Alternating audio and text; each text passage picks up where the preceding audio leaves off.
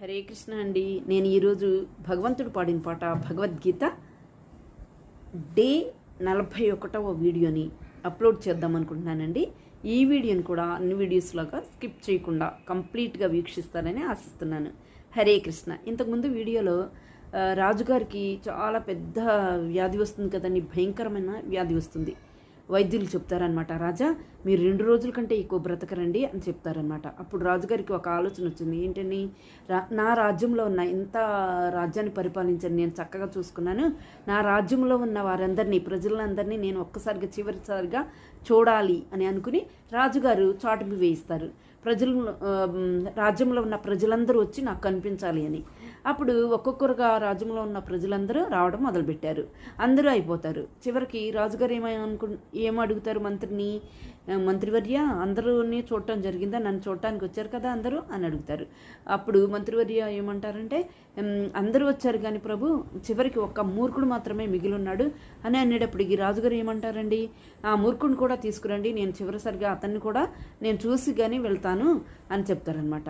అప్పుడు భటులు మూర్ఖుడి కోసం దేశమంతటా వెతికితే కనిపించరు. ఒక చోట అరణ్యంలో కనిపిస్తాడు. వెంటనే అతన్ని తీసుకొచ్చి రాజుగారి ముందు ప్రవేశపెడతారన్నమాట. రాజుగారి ముందు ప్రవేశపెట్టినప్పుడు రాజుగారిని ఆ మూర్ఖుడు అడుగుతాడు. ఏమని అడుగుతాడో తెలుసా అండి, రాజా మీరు ఎక్కడికి వెళ్తున్నారు అని రాజుగారు అని అడిగాడట. అప్పుడు రాజుగారు ఏం సమాధానం ఇచ్చారంటే, నేను చాలా దూరం వెళ్తున్నాను అని చెప్పారట. అయ్యో చాలా దూరం వెళ్తున్నారా, మరి మీరు ఎవరిని మీతో పాటు తీసుకువెళ్తున్నారు అన్నాడట మూర్ఖుడు. అప్పుడు రాజుగారు నేను ఒక్కడనే వెళ్తున్నాను అన్నారట.